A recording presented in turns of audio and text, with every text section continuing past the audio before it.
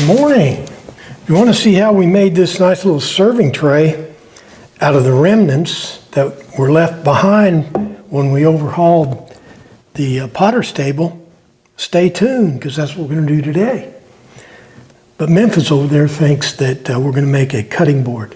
Isn't that funny?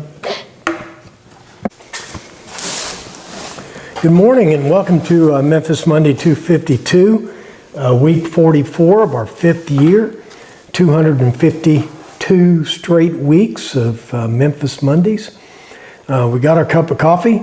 Today we're going to, last week we restored a potter's table, a teak potter's table. But as with in this restoration, we had quite a bit of extra wood because this thing had been in a fire. So there was a lot of wood that needed to be replaced. Today we're going to take those remnants and we're going to try to incorporate them into a cutting board, and then we'll give the cutting board to the friend I did the potter's table for when I give her the potter's table. But we're not going to get any of that stuff done unless we what? That's right, we need to knock off the chatter and get to work. Here's our project from last week. We had to replace the entire bottom shelf, one of the legs. There was a lot of framing pieces that need to be replaced because the thing had been in the fire. Turned out real good, but I hate to have all that extra wood left over. There's the wood I'm talking about. You know, this thing was in an actual fire. Black pieces, charred pieces.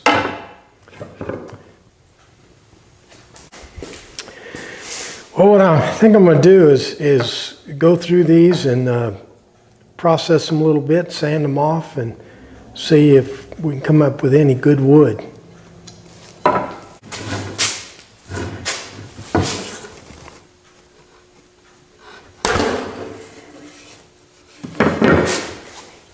I got these cross members for the bottom shelf, and I want to use these, which means the cutting board will be about that thick. Problem is it has all these mortises along there. What I'm going to do is I'm going to cut off these tenons from these slats and then re-glue the tenons back in those holes, and then I'll be able to sand them down and see if we can turn this into cutting board material. Let's cut a couple off and try gluing them and see if this scheme works.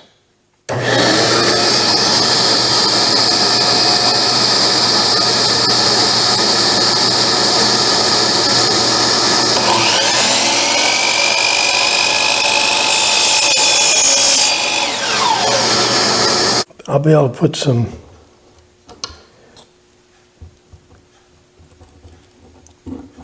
glue in these mortises and then drive these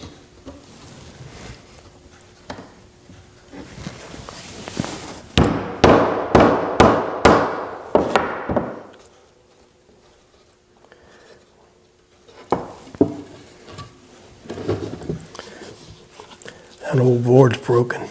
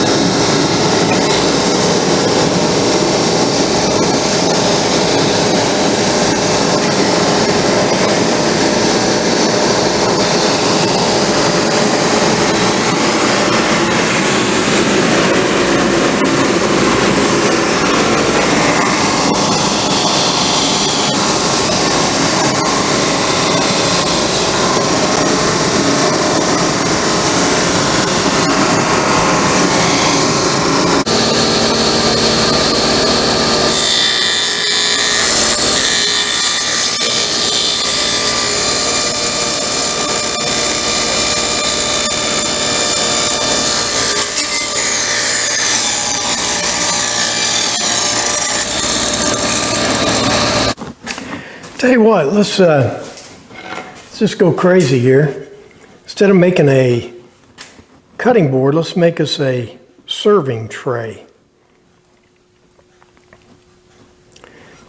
This seems like almost too good a wood to be wasting on a cutting board. So,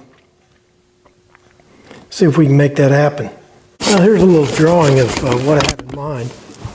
We'll turn the slats into this panel. We'll just glue them together, and then we'll use some of the other wood to make the sides, the ends, and the sides. The whole thing will have slanted sides. That means I'll have to recut these boards with an angle. Now these are the slats. You can see they're pretty rough on this side. This side's all right because I just cut the edge off. But these, what I'm going to do is I'm going to put them through the planer gang style and plane off the edge. Now sometimes this works and sometimes it doesn't.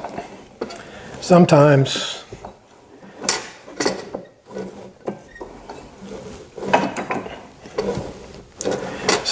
the boards want to flop over and all that business.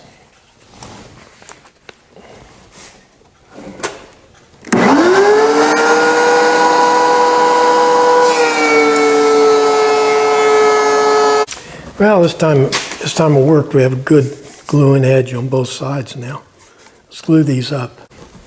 Gluing up cutting boards is kind of easy because the wood is nice and thick and it doesn't want to rack in your clamps. But thin wood like this is much more difficult because the gluing edge is real narrow. So if you put too much pressure on it, the glue up will buckle. So you want it tight, but not too tight.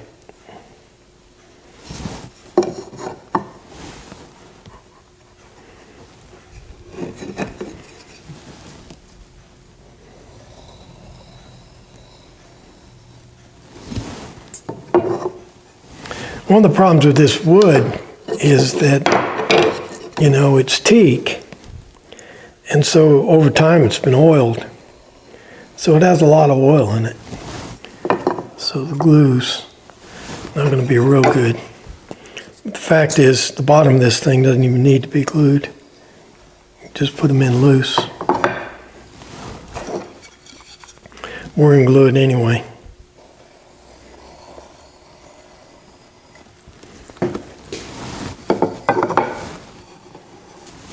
That could be a perfect glue up. The glue is just sort of pushed straight out. There's no squeeze out. Let me do a close-up so you can see. See how that glue is just sort of pushed straight up out of the wood? So it didn't ooze over and then, contaminate the wood. So what happens is, when this cures up a little bit, I'll just be able to go along with the scraper and take it right down without marring the wood. So now I've let it dry,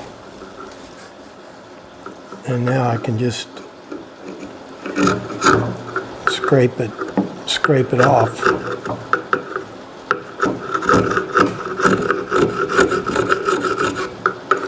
Actually, I let it dry a little bit too long.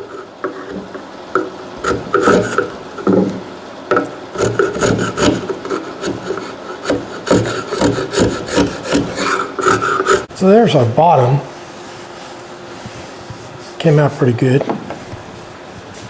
And here's our handles and our ends. Putting this little oval for the handle. And the other one's just like it. I'm going to do that on the scroll saw. First thing I got to do is drill a hole through it.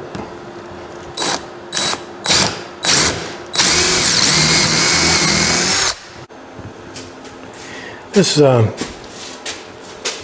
3/4 inch teak is about at the limit of my scroll saw, but it works.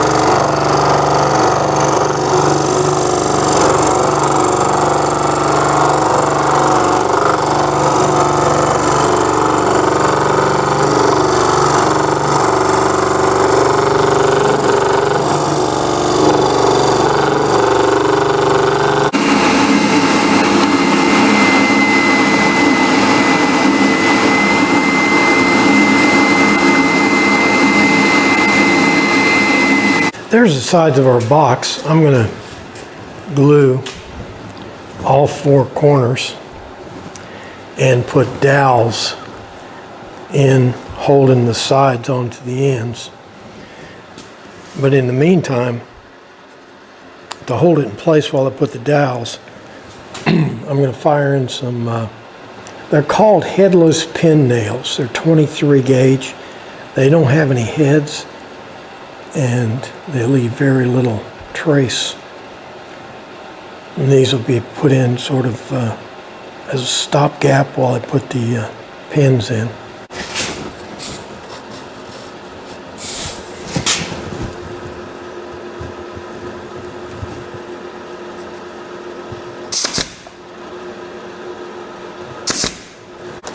I'm putting 2 dowels in each joint. This might be a takeaway here. When you put these dowels in, I don't have any scientific evidence to back it up, but I found that they go in a lot better if you put the glue on the end of the dowel. Don't put glue down in the hole. That tends to hydrolock. Glue gets down in there and won't let the dowel go in.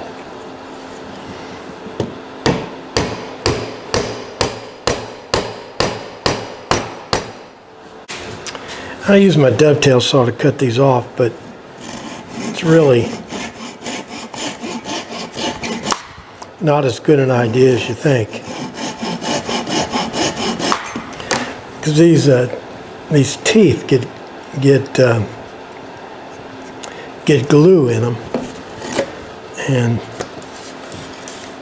kind of gum the teeth up. So you got to kind of clean it.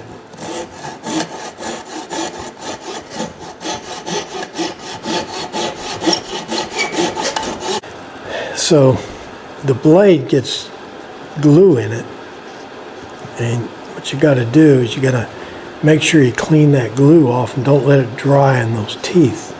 Those teeth are real sharp, but they clog up real easy. Here's another takeaway. That doesn't seem to be coming in real good. But these dowels, most people use like homemade dowels. Just buy a dowel rod and cut out the dowels. There, I think you can see it. See those ridges?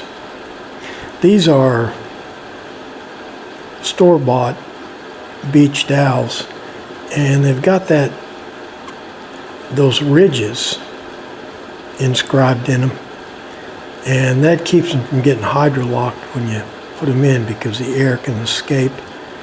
The air and the glue can escape up around the sides.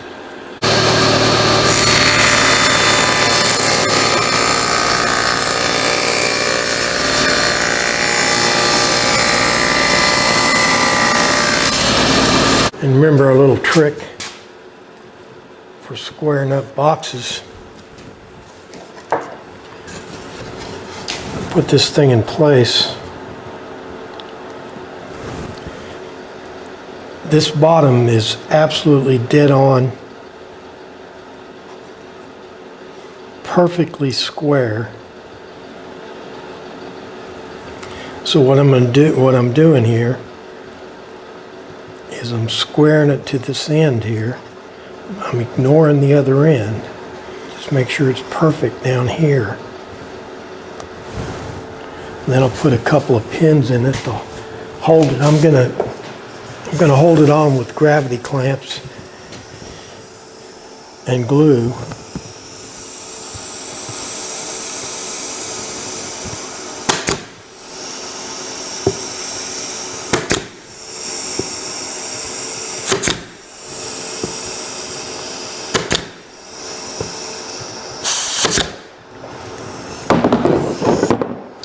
Okay, now I bring it to the other end.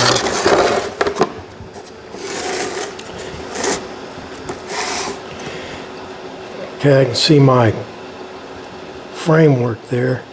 It's about a 1/16 of an inch at a square, but I can just rack it into place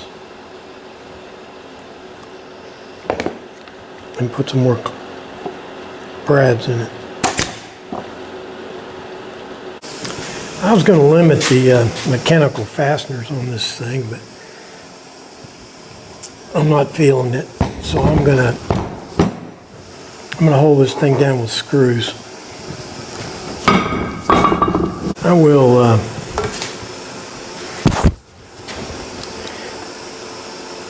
not put a lot of screws in this thing.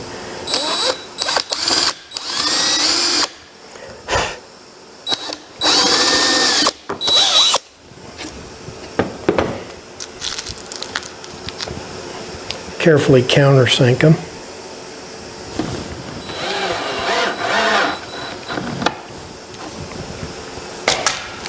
I'll put 2 here and then 3 on the sides.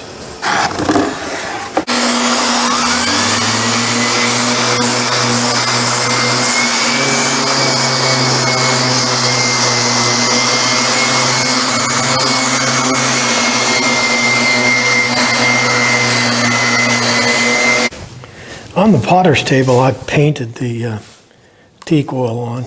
I'm going to paint it on here too.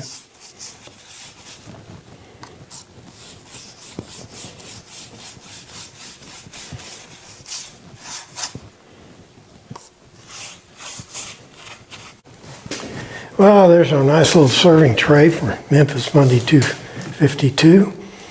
100% teak, held together with dowels in the corners. Screws at the end, solid bottom. It's got a slightly rounded ends. All the sides are sloping, both directions. And it's made from the remnants of when we overhauled this potter's table here. So it'll be a nice little bonus gift. Well, that does it for Memphis Monday 252, the 44th week of our 5th year. Today we built this little serving tray. Came out better than I expected. It's really elegant. Started out building a cutting board, but you know, sometimes you change your mind. And so I left all that in there so you can see how it really works. But I hope you enjoyed the project and you got some takeaways. Like, favorite, share, comment, all the stuff you do on the internet. And most important, what is it? Make sure you're back here next week for another exciting Memphis Monday. Thanks for playing along.